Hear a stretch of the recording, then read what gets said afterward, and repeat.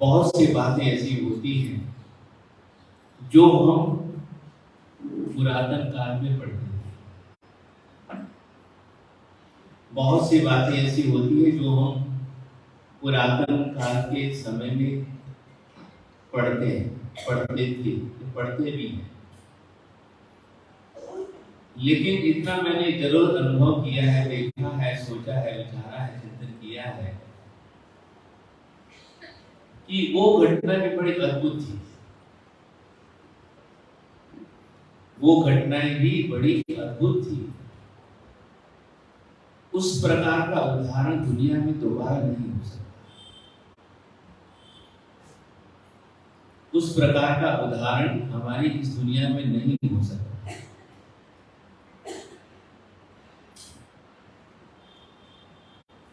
तब उसके लिए हम देखें, संकेत में मैंने आपसे निवेदन करूं कि चाहे हम मरुदेवी माता का उदाहरण लेंगे, ऐसा उदाहरण दुनिया में नहीं मिलेगा। चाहे हम भगवान श्री महावीर स्वामी जी के जीवन का उदाहरण ले लें, ऐसा उदाहरण नहीं मिलेगा। चाहे हम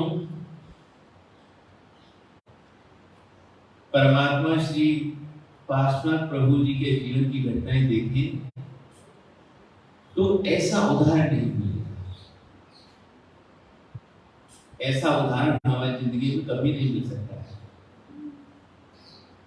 इस प्रकार हमारे ग्रंथों में इस प्रकार के कई उदाहरण जो हैं। वैसे तो सीधी सी बात कहूं कि माँ और बेटे का क्या संबंध होता है। माँ और बेटे का क्या संबंध होता है, लेकिन जब तुलना करते हैं, माँ का जो स्थान तो माँ का ही स्थान है, वो दूसरा कोई नहीं ले सकता। बेटे का स्थान अपना स्थान है, दूसरा कोई नहीं ले सकता है। लेकिन जब हम थोड़ी सी तुलना करते हैं तो लगता है कि कितनी सुंदर वह घटनाएं हैं, कितनी सुंदर प्रसंग है कि आजकल की दुनिया में हम इस प्रकार के उदाहरण नहीं देख सकते। लेकिन जो हम आजकल की दुनिया में उदाहरण देखते हैं, सचमुच में बड़े अच्छे हैं, फिर भी अच्छे।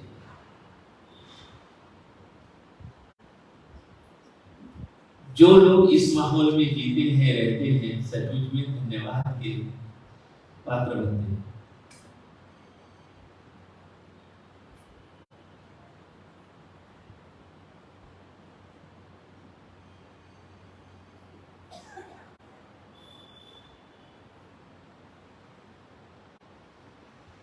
बच्चों को माँ के ऊपर कितना भरोसा होता है। जो व्यक्ति या जो बच्चा सचमुच में मातृभक्त होगा,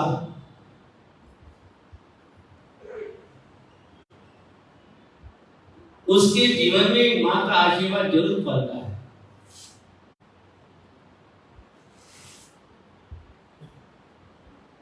तो कहते हैं, अभी जिंदा है मेरी मां, अभी जिंदा है मेरी मां, मुझे कुछ हो नहीं सकता। अभी जिंदा है मेरी मां, मुझे कुछ हो नहीं सकता। मैं जब घर से निकलता हूं, दुआएं साथ होती हैं। लेकिन उन लोगों की दुआएं साथ होती हैं, लेकिन उन लोगों की दुआएं साथ होती हैं जो सुबह उठ करके माता पिता के चरण स्पर्श करते हैं और माता पिता उसे आशीर्वाद देते हैं।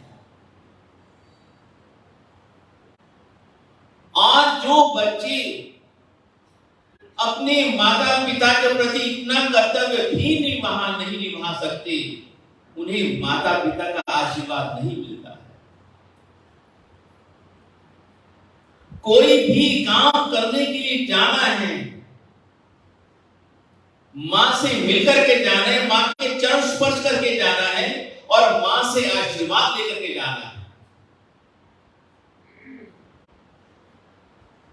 पिता के चरण स्पर्श करने हैं, पिता से भी आशीर्वाद लेना है। फिर देखूं आपको जिंदगी में क्यों नहीं कामयाबी मिलेगी, जरूर कामयाबी मिलेगी।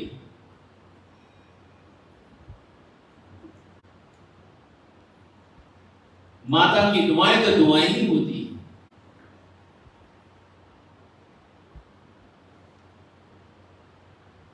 इसलिए जब भी कभी घर से निकलो, जब भी कभी अच्छे काम के लिए जाओ, हमेशा माता पिता का चरण स्पर्श करके आशीर्वाद लेकर के ही जाना चाहिए।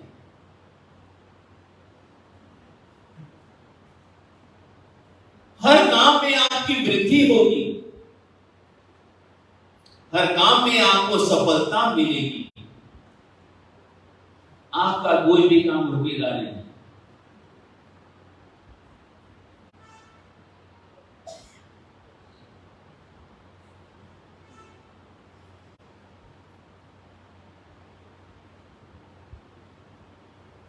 एक परिवार की घटना है।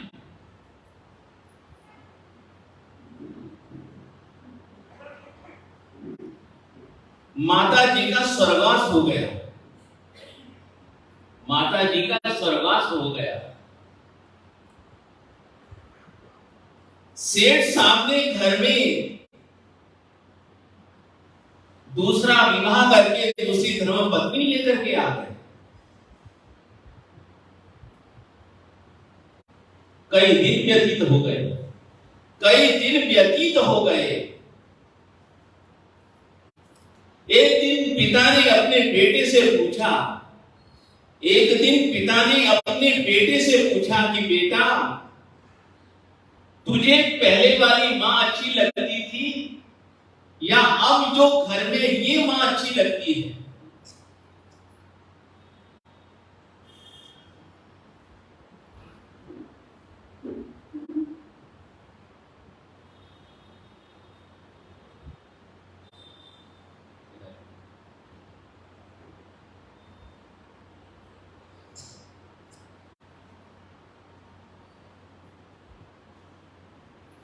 तुझे पहले वाली मां अच्छी लगती थी या अब जो घर में है वह मां अच्छी लगती है? ये बच्चों का कितना भोलापन होता है, बच्चों का कितना भोलापन होता है।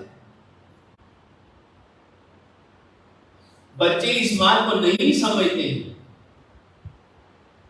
लेकिन उनकी बातों में न जाने कितनी सच्चाई रही हुई है।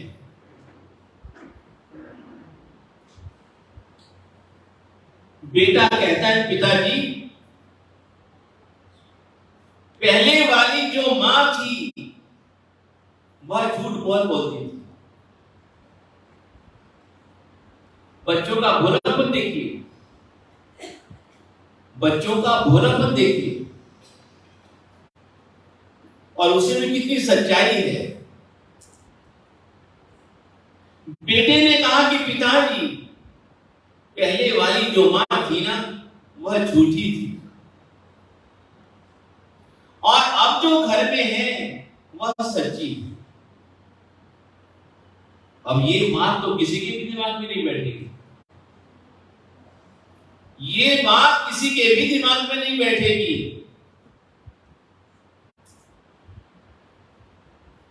अरे बेटा, जिस मां ने तुझे जन्म दिया,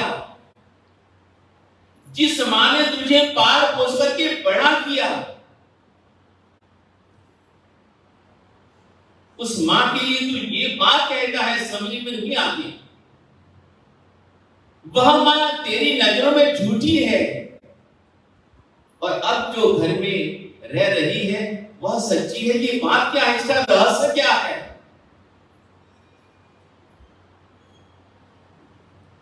उसने कहा कि पिताजी, जो पहली वाली मां थी ना सचमुच में झूठी थी। बेटा कहता है कि पिताजी, जब मैं घर में शरारत करता था, मस्ती करता था, जब मैं घर में शरारत करता था, मस्ती करता था, जब कभी भी घर से बाहर किसी से लड़ झगड़ के आ जाता था, मां गुस्सा हो जाती थी, नाराज हो जाती थी, और नाराज होकर के एक ही बात कहती थी, यदि तुम मस्ती करेगा ना तो मैं तुझे रोटी नहीं दूंगी खाने के लिए। लेकिन कितना यानी कि अच्छी प्रिय घटना लगती है, लेकिन जब कभी भी घड़ी के अंदर खाने का समय हो जाता, मैं अपने मित्रों के साथ खेल कूद में मस्त रहता, लेकिन मेरी मां मुझे ढूंढते ढूंढते मेरे पास आ जाती। मेरी मां मुझे ढूंढते ढूंढते मेरे पास में आ जाती कि बेटा चलो घर, बेटा चलो घर, भोजन का समय हो गया है, बहुत देर हो गई, आपको भूख लगी होगी, आपको प्यास लगी होगी, तुम थक गए होगे, तुम घर चलो। उस समय मेरी मां फिर मुझे घर पे लेकर के आती, अपने हाथ से खाना खिलाती, अपने हाथ से अपने पास में बिठा करके अपने हाथ से खाना खिलाती। एक बार तो कह देती कि तुझे खाना नहीं दूंगी, लेकिन फिर भी कितने प्यार से खाना खिलाती, ढूंढ ढूंढ करके लेके आती थी।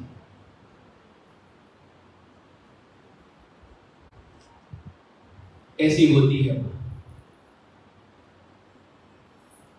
बेटा कहता है कि इतना झूठ बोलती थी मेरी मां, लेकिन ये मां जब मैं शरारत करता हूं, जब मैं खेल कूद में मस्त हो जाता हूं,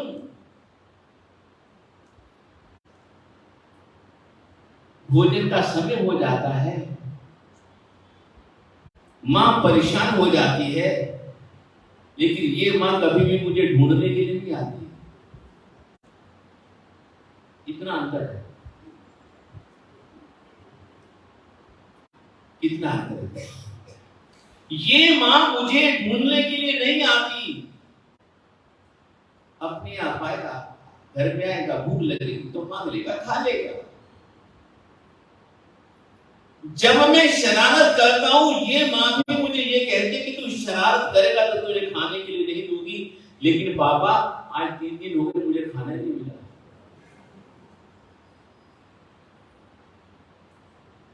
एक तरफ तो ये लगता है कि बच्चों का भोलापन, दूसरी तरफ ये लगता है कि जिस मां ने उसको जन्म दिया है वो मां कैसी थी, उसके चले जाने के बाद जो घर में मां आई है उसका व्यवहार कैसा। लेकिन बेटा, बच्चे इस बात को नहीं महसूस करते। तो बेटा अपने पिता से यही कहता है कि पापा आज 3 दिन हो गए मुझे खाना नहीं मिला है। कितना अंतर हो जाता है, कितना अंतर हो जाता है।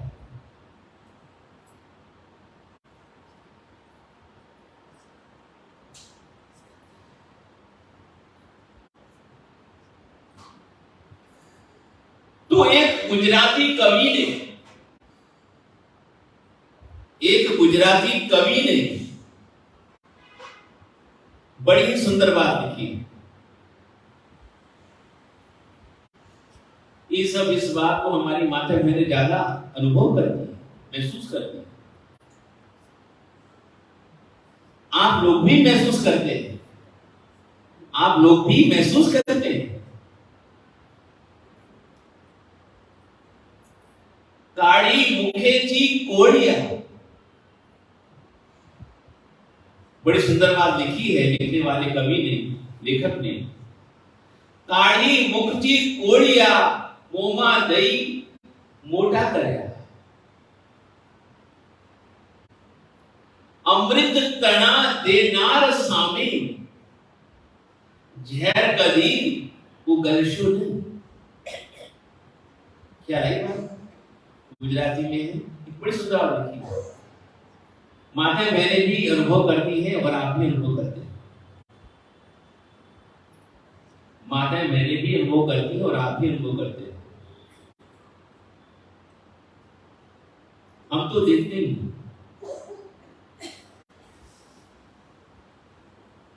हम तो देखते ही नहीं। बच्चा भोजन करता है, बच्चा भोजन करता है, यदि उसको अच्छा न लगे, यदि उसको श्री मंगल जी अच्छा न लगे तो क्या करता है बच्चा? भंडारे में गिरा देता है। क्या करता है बच्चा? गिरा देता है।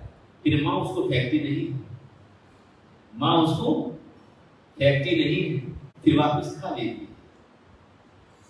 और कभी उसको भूख लगती है, रोता है, तो अपने मुंह से भी निकाल कर उसको खिला देती है।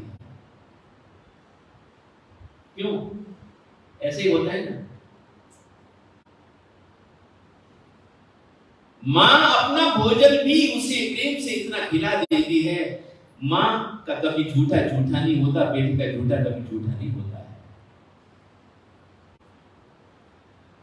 ये देखो कितना वात्सल्य, कितना प्रेम होता है। तो कवि ये बात लिखता है कि अपने मुख से निकाल करके भोजन जिस मां ने हमको खिलाया हो, खिला करके बड़ा किया हो, वह तुम्हारे लिए क्या होता है? अमृत होता है। वह तुम्हारे लिए क्या होता है? अमृत होता है। और यदि हम और दृष्टि से इसको सोचे विचार करें, यदि हम इसको और दृष्टि से सोचे विचार करें कि बालक को 6 महीने तक, क्यों बनवाली साहब,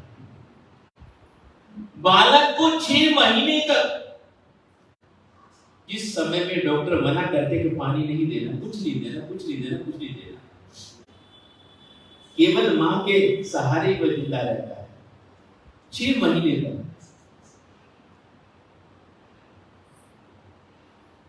उसके लिए कितना पौष्टिक दूध होता है। दुनिया में जितने भी प्रकार के दूध हैं, वह उस छोटे से बालक को हजम नहीं होते। क्यों प्रेम? उस छोटे से बालक को कोई भी दुनिया का किसी भी दूध होना तो दूध हजम नहीं होगा उस बच्चे को। लेकिन उसी समय, उस अवस्था में, उस उम्र में मां का दूध ही उसके लिए सर्वोत्तम कहा जाता है। बीमार भी हो जाएगा, कुछ भी हो जाए, फिर मां का दूध पीते पीते स्वस्थ हो जाता है। फिर मां का दूध पीते पीते स्वस्थ हो जाता है। और आजकल तो ये बात कही जाती है कि जिस बच्चे ने मां का दूध पिया हो वह जल्दी से कभी भी बीमार नहीं होता है।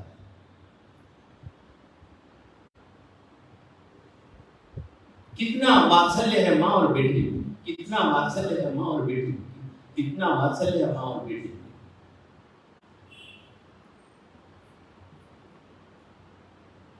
इसलिए कवि कहता है कि जिस मां ने हमें इस प्रकार से पाल पोस करके बड़ा किया,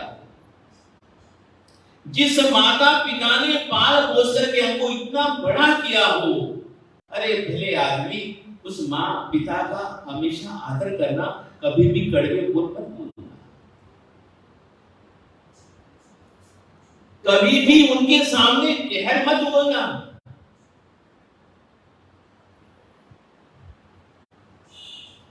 इतनी बड़ी सीख दी उस कवि ने।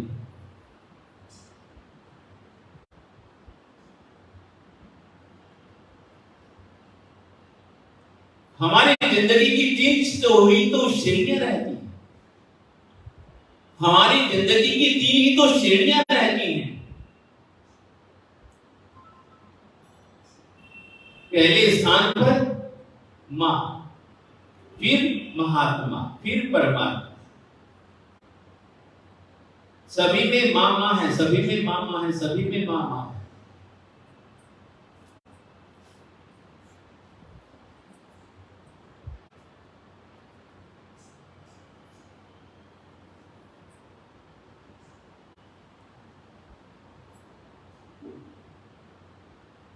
एक बहुत सुंदर लाइन है, यदि हो सके तो दिमाग में रखिएगा, बड़ी अच्छी लाइन है। धूल बिना, धूल बिना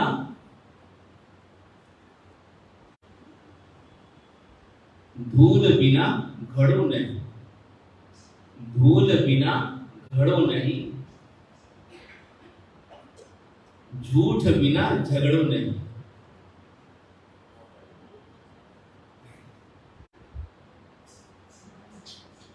क्या लाएगा? धूल बिना घड़ो नहीं, धूल बिना घड़ो नहीं, और झूठ बिना झगड़ो नहीं।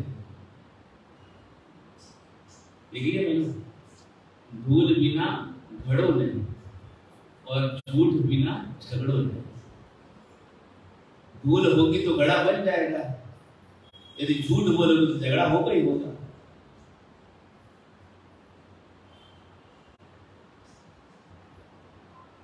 तो हमारे पूज्य आचार्य श्री हेमचंद्र सुरेश्वरी महाराज की घटना में आप लोगों से निवेदन कर रहा था।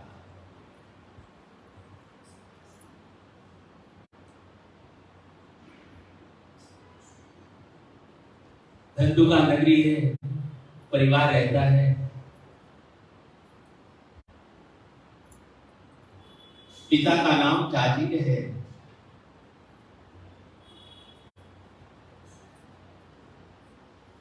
माता का नाम पाहिनी देवी है। दोनों ही बड़े धार्मिक, दोनों ही बड़े धार्मिक, गुणवान हैं, पढ़े लिखे हैं, गुणवान हैं, पढ़े लिखे हैं, शील संपन्न है, धार्मिक है, मंदिर जाने वाले, पूजा पाठ करने वाले हैं, बड़ी शांति में परिवार में रहते हैं। दोनों ही बड़े शांतिमय परिवार में रहते हैं।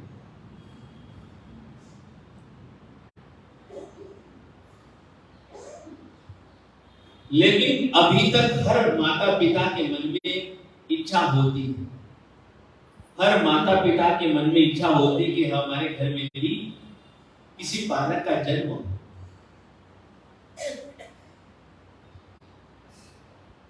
अच्छे सत्कर्म करने वाले, अच्छे सत्कर्म करने वाले।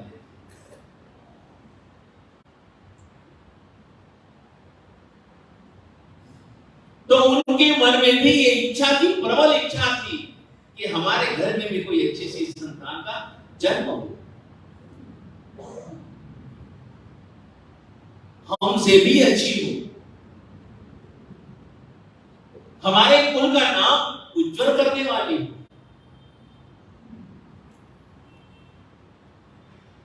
परमात्मा का पूजा पाठ करते समय यही प्रार्थना करें। लेकिन आश्चर्य की बात यह है कि जो सेठ साहब राजेंद्र थे, वह वेद परंपरा को मानने वाले थे, वेद पाठी थे, वेद का ज्ञान उन्होंने प्राप्त किया था, अर्जित किया था। लेकिन जो पाहिनी माता जी थी, वह जैन परंपरा को मानने वाली थी। जो मगर जी जैन परंपरा को मानने वाली थी, लेकिन इतना अच्छा दोनों में सामंजस्य था, तालमेल था आप अपने धर्म की आराधना करो, मुझे अपने धर्म की आराधना करने दो। दोनों आपस में इतने तालमेल था, वो उसका विरोध नहीं करती, वो उसको विरोध नहीं करती। आप मुझे जो अच्छा लगता है करो, मुझे जो अच्छा लगता है मैं करती हूं। ऐसा सुंदर तालमेल। कभी भी घर में अशांति नहीं, गैर विरोध नहीं। और कभी भी सेठ साहब ने ये नहीं कहा था तुझे ये नहीं ये करना चाहिए, कभी भी वो नहीं कहती थी कि आपको ऐसा नहीं ऐसा करना चाहिए, नहीं। दोनों का आपस में इतना तालमेल था।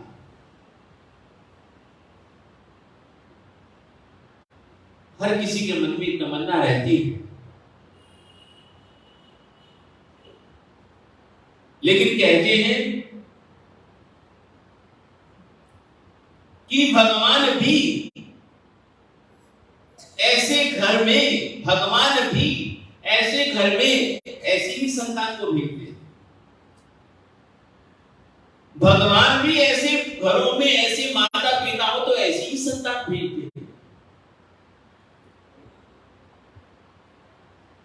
चाहे भले ही ऐसे परिवारों में एक ही संतान क्यों ना हो, चाहे ऐसे परिवारों में एक ही संतान क्यों ना हो, लेकिन उस संतान से माता पिता अगर अमर हो जाते। घर में दो दो चार संतान हो लेकिन सुसंस्कारी ना हो तो अपने कुल का नाम डुबो देते, अपने कुल का नाम डुबो देते। अब ऐसा परिवार था हमारा।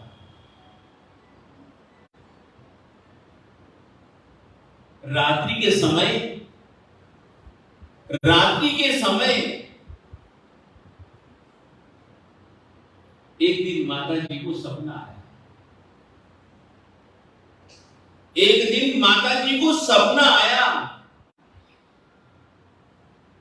सपने में माता जी देखती, सपने में माता जी देखती हैं कि कोई मेरे सपने में देव पुरुष ने अपने हाथ बाहर निकाले, अपने हाथ बाहर निकाले। उन दोनों हाथों में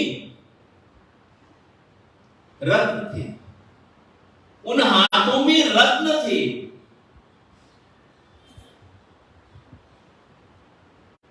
मैंने सपने में उन रत्नों को देखा, उन हाथों को देखा। मुझे आवाज आई कि माता जी आप इन रत्नों को ले लीजिए, माता जी आप इन रत्नों को ले लीजिए, लेकिन लेने के बाद आपको ये रत्न अपने पास में नहीं रखने। आप ये रत्न मेरे हाथों से ले लीजिए और ये रत्न आपको अपने पास में नहीं रखने हैं। आपके शहर में गुरुदेव पधारे हुए हैं,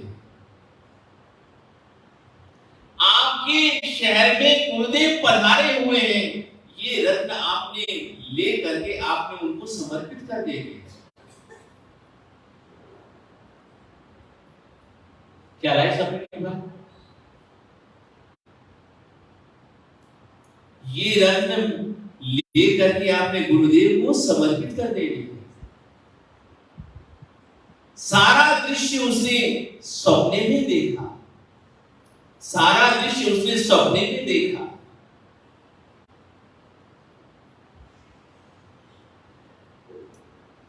देखने के बाद आंखें खुल गई,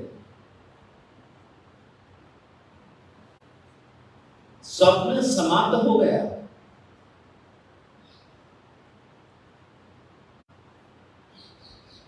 वापिस सोई नहीं,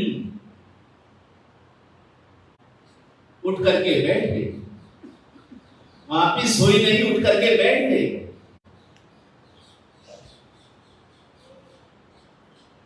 धर्म चिंतन करती है, परमात्मा का स्मरण करती है, क्योंकि आप सुनते ही हो, यदि कोई व्यक्ति को अच्छा स्वप्न आता है तो व्यक्ति को सोना नहीं चाहिए। ये सामान्य सा नियम, सिद्धांत है। यदि हमें अच्छा स्वप्न आता है तो वापस सोना नहीं चाहिए, और यदि बुरा स्वप्न आता है तो सो जाना चाहिए। जब हमें अच्छा स्वप्न आए, यदि हम सो जाएंगे तो यदि उस समय हमें कोई स्वप्न आ गया, अच्छा था या नहीं, अच्छा है या नहीं, तो पहले वाले जो स्वप्न का जो फलादेश था वो समाप्त हो जाएगा। और इसी प्रकार से दूसरी बात कहते हैं, यदि आप लोगों ने पहले पूरा स्वप्न देखा है तो सो जाओ। यदि उसके बाद यदि आपको कोई अच्छा स्वप्न आता है तो अच्छे स्वप्न का आपको फल मिलेगा। पहले प्रहर में आया, दूसरे प्रहर में आया, तीसरे प्रहर में आया, उसका अलग अलग नियम है। लेकिन माता जी ने ये स्वप्न में देखा, रत्न लिए और गुरु महाराज को सौंप रही है, ये उसने स्वप्न में देख लिया।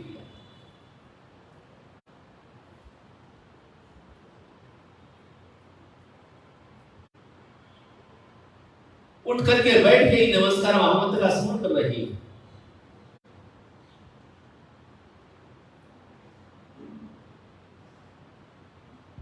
सुबह उठने के बाद स्नान आदि किया, शुद्ध वस्त्र धारण किए, जो भी उनका नित्य क्रम था सब कुछ किया, और बिना खाए पिए गुरु जी के पास में पहुंच गए। बिना नकाशी किए गुरु जी के पास में पहुंच गई, और गुरुदेव से जाने के बाद में निवेदन करते हैं कि हे गुरुदेव, रात्रि के समय में मैंने ये स्वप्न देखा है। रात्रि के समय में मैंने स्वप्न देखा है, कोई देव पुरुष अपने हाथों से मुझे रत्न दे रहा है और कह रहा है कि माता जी आप इन रत्नों को ले लो, इसे आपने अपने पास में नहीं रखना है, आपने इन रत्नों को गुरुदेव को सौंप देना है। गुरुदेव, इसका मुझे क्या फल मिलेगा? इसका मुझे क्या फल मिलेगा? मुझे ये निवेदन करो। तो पूज्य गुरुदेव कहते हैं कि हे मातेश्वरी, आपने बहुत ही सुंदर स्वप्न देखा, आपने बहुत ही सुंदर स्वप्न देखा है। इसका फल तो यही होगा कि तू एक ऐसे होनहार संतान को जन्म दे, एक होनहार संतान को, बालक को जन्म देगी जो रत्नों के जैसे ही तेजस्वी होगा, और इतना तेजस्वी होगा कि तेरे कुल को भी उज्जवल करेगा, तो जैन धर्म को भी उज्जवल करेगा। क्यों माने? तेरे कुल को भी उज्जवल करेगा और जैन धर्म को भी उज्जवल करेगा। इसके चले जाने के बाद सदियों तक लोग इसको भूलेंगे नहीं। कभी भी ये व्यक्ति, तेरा बच्चा कभी भी भुलाया नहीं जा सकेगा। अब देखो कितनी बढ़िया बात होती है, कितनी बढ़िया बात होती है। पुत्र के कारण माता पिता की जान पहचान होती है। पुत्र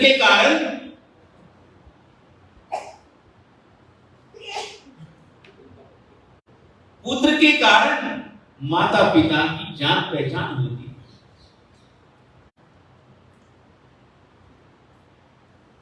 ऐसे संतान, ऐसे बालक कितना पुण्य किया हो तभी घर पर जन्म लेते हैं।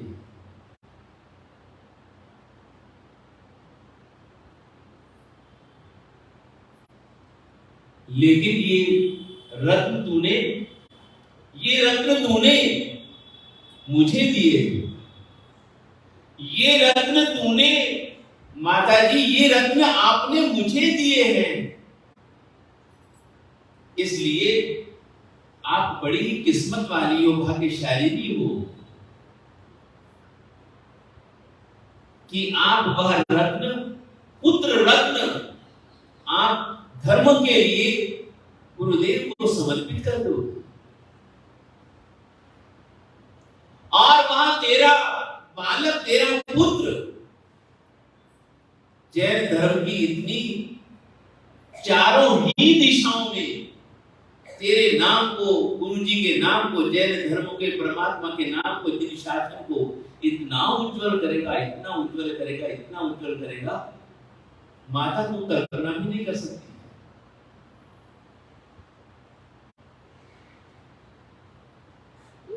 गुरु जी ने स्वप्न का फलादेश भी बता दिया, यह भी कह दिया कि तू बालक को जन्म देगी,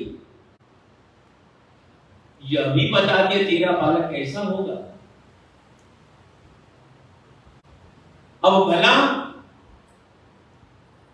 जिस मां को गुरुदेव पे ऊपर विश्वास हो, श्रद्धा हो, इतनी बात गुरु जी ने बता दी हो उस माता जी को, भला कौन सी मां ऐसी होगी जो इतना सब सुनने के बाद में प्रसन्नचित्त नहीं हो जाएगी।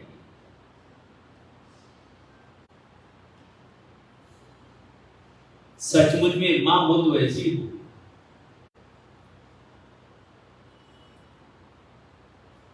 उसने कभी भी अपने बारे में नहीं सोचा, अपने परिवार के बारे में नहीं सोचा,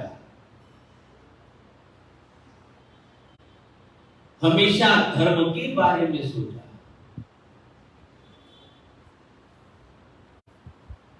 मेरा पुत्र इतना महान होगा, इतना महान होगा, इतना महान होगा।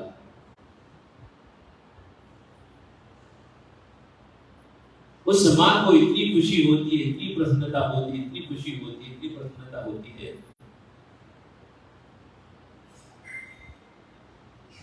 अब तो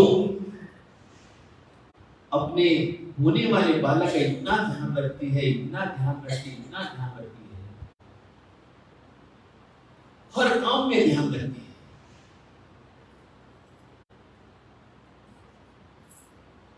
है। इंतजार करती है, प्रतीक्षा करती है कि उसको कुछ हो न जाए, उसको कुछ हो न जाए।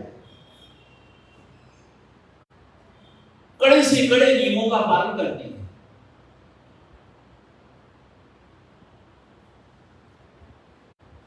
कि ऐसे पुत्र की मैं मां बनूंगी, कितनी खुशी होती है उसको।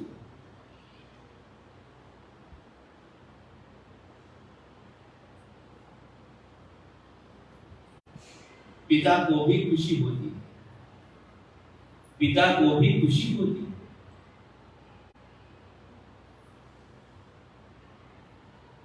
उसके आगे एक दिन वह भी आ जाता है, लेकिन फिर भी परिवार के लोग बड़े ही प्रसन्नचित्त हैं। तो क्या होता है, बड़ी ही अच्छी घटना है। उस बालक के संस्कार पूर्व जन्म में कैसे रहे होंगे। उसने इतने अच्छे परिवार में जन्म लिया है, ये भी बड़ा ही परम सौभाग्य होता है कि ऐसे हमको माता पिता मिल जाए जो धर्म आराधना करने वाले हों, मंदिर जाने वाले हों, पूजा करने वाले हों, गुरुदेव के पास में जाने वाले हों, परमात्मा की वाणी का सुनने वाले हो, श्रोता हो, पढ़ने वाले हो, उनकी वाणी के ऊपर विश्वास रखने वाले से माता पिता भी जिसको मिल जाए सच में धन्य हो जाता है।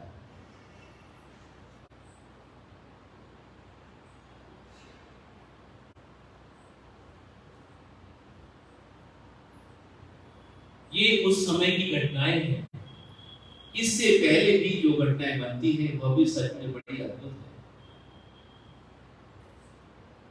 लेकिन हम वापिस जब इन घटनाओं को पढ़ते हैं, सुनते हैं, मनन करते हैं, तो फिर वही बात याद आ जाती है, कर जन्म हो दोबारा।